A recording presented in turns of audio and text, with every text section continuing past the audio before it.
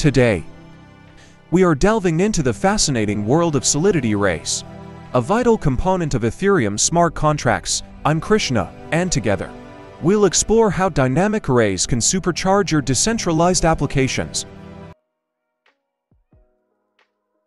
These are the concepts we are learning in this video. First, we start with the concept of arrays. In Solidity, an array is a data structure that allows you to store multiple elements of the same data type in a sequential order. Solidity is a programming language primarily used for writing smart contracts on the Ethereum blockchain.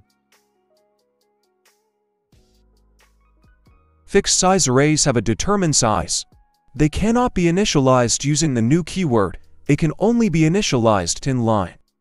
To declare an array of fixed size in Solidity, the programmer specifies the type of the elements and the number of elements required by an array, as follows. Type or size array name. Array that can hold 5 unsigned integers maximum. Unsigned integer of 5 myArray. Now I will show you the implementation of fixed-sized array.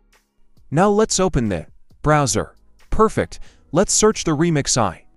It is the first link. Let's open it. Let's implement the program. First, create the new file and let's name this as fixed.sol. Here we go. Here's how you can declare and use a fixed-size array. We start by declaring the contract with the pragma statement, specifying the compiler version. We have a contract called demo contract. It contains a fixed-size array fixed array that can hold 5 unsigned integer elements. The fixed-size array fixed array is declared with the uint5 type, indicating that it can hold 5 unsigned integers.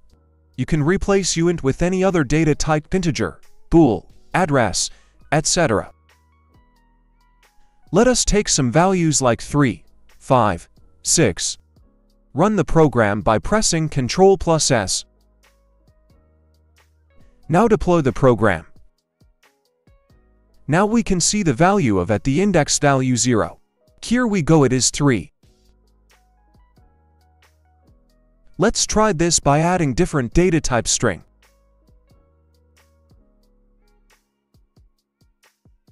First we take the age as contract and add some ages like 30, 31, 16 and some like.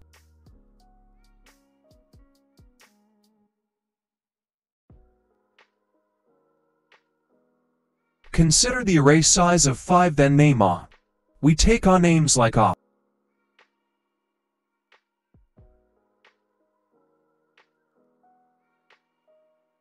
Ollie, Jack, Bob, Krish, and Shu.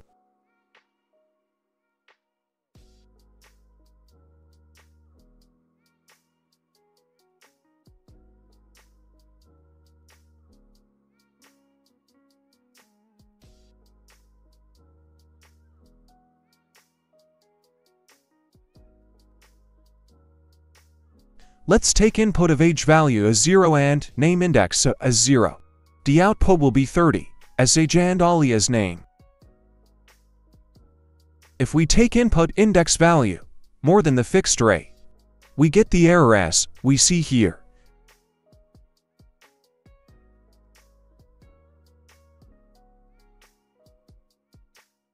Now we consider the contract name.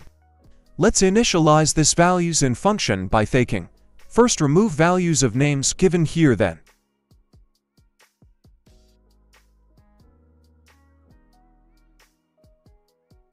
inside the initializeName function, we have the line names equals Jack, Ollie, Bob, Krish. This line initializes the names array with the provided strings. The names array will now contain 5 elements with the names Jack, Ollie, Bob, Krish, and Krish.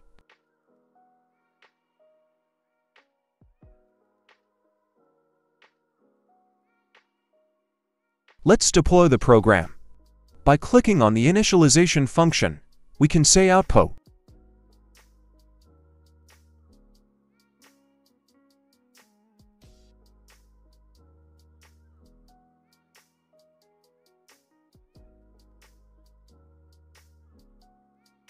Dynamic size arrays do not have a predetermined size at the time of declaration, but their size is determined at runtime. To declare an array of dynamic size in Solidity, the programmer specifies the type of the elements as follows. Array containing an undefined number of strings.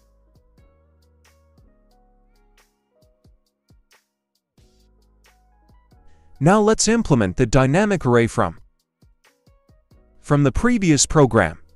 We just remove the size of the array elements.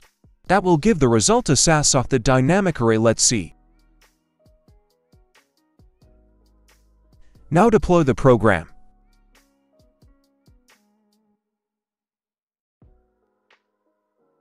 If we take input index value more than the fixed array, we get the error as we see here.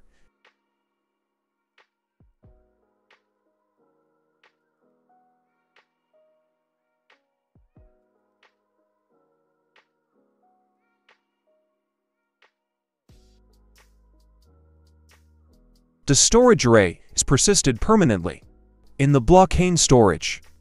They are declared outside the function, but can be accessed by any function within the contract. You also need to spend gas to work with storage arrays. Storage arrays can be both fixed size and dynamic. All the above examples of P.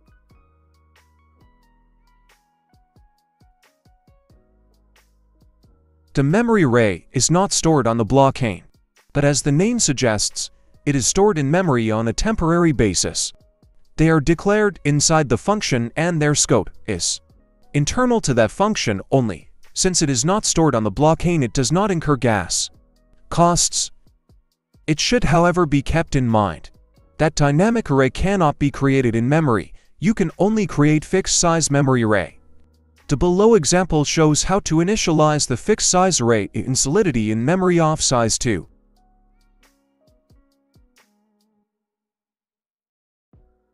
The array in Solidity supports some methods to manipulate the arrays. They are as follows: length, push of x, pop.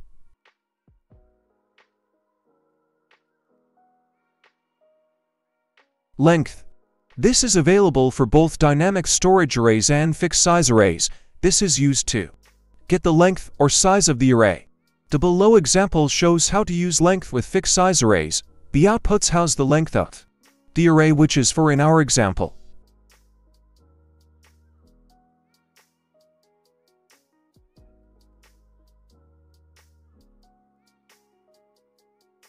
Function initialize name public. This function is used to initialize the name array. However, there is a small issue with the provided code, where the inline initialization of the name array is incomplete. Function getAgeLength public view returns uint. This function is a getter function that returns the length of the age array. It is marked as view since it only reads data and doesn't modify the contract state. Return age.length. Inside the getAgeLength function, we use the .length. Deploying this program, we can get length of unsigned integer. Demo contract smart contract contains two dynamic arrays: age to store unsigned integers and name to store strings. The initializeName function initializes the name array with some predefined names. The getAgeLength function is a getter that retrieves and returns the current length of the age. Error.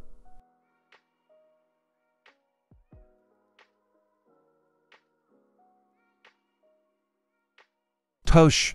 This is available for the dynamic storage array and is used to append a zero initialized element at the end of the array. In the below example, we have initialized an array called flag and also declared to state variables flag size and flaglist value to keep track of the size of the array, and flaglist value to keep track of the size of the array and the value at its last position. A function pushFlag is created where, using the push method, the new zero initialized element is appended at the end of the array. Also, the values of flag size and flaglist value is updated. Uint public flag size equals flag.length. This line declares a variable named flag size and initializes it with the length of the flag array. The length property of an array in Solidity returns the number of elements present in the array. uint public flag list value equals flag size -1. This line declares a variable named flag list value and initializes it with the value of the last element of the flag array. Since array indices are 0-based, we use flag size 1 to access the last element. Function push flag uint x public.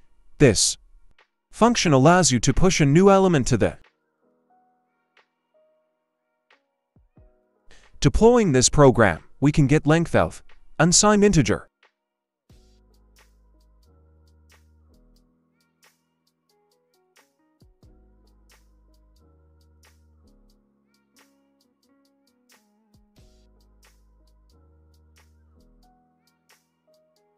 Push x. This is available for the dynamic storage array and is used to append the value x at the end of the array. In the below example, we have modified the above example to use push x in push flag function.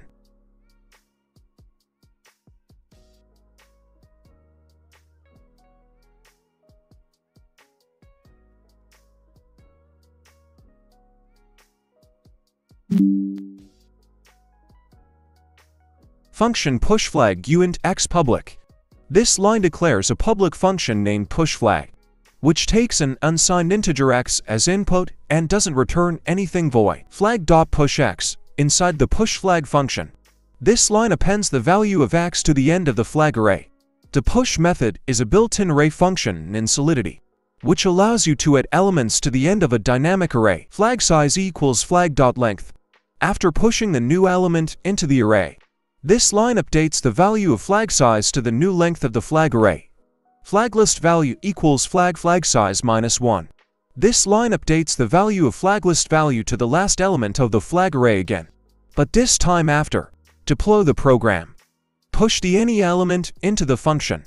Can insert the new element in the array size. We can see the inserted elements, and the length of the array is increased as we see.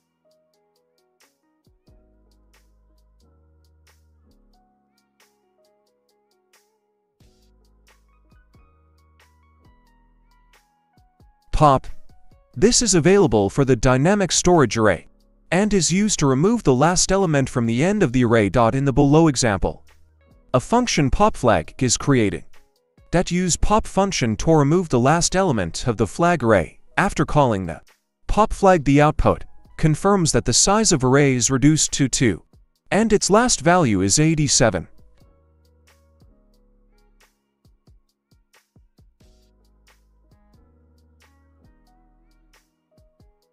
Function pop flag public. This function allows you to remove the last element from the flag array. Flag.pop inside the pop flag function.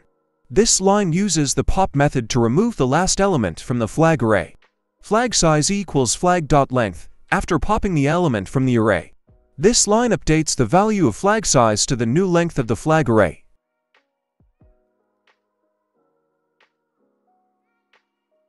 Flag list value equals flag size -1. This line updates the value of flag list value to the last element of the flag array again, but this time after removing the last element. Let's run this program by pressing Ctrl+S. Deploy the program.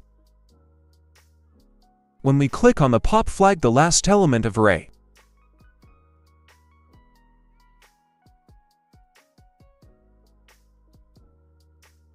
pop flag, the pop flag function is called .flag.pop. Inside the pop flag function, the pop method is called on the flag array. This removes the last element from the array. The pop operation removed the last element to 3 from the flag array, and the flag size and flag list value variables were updated to reflect the new state of the array. Subsequent calls to the pop flag function would continue to remove the last element on each call until the array becomes empty.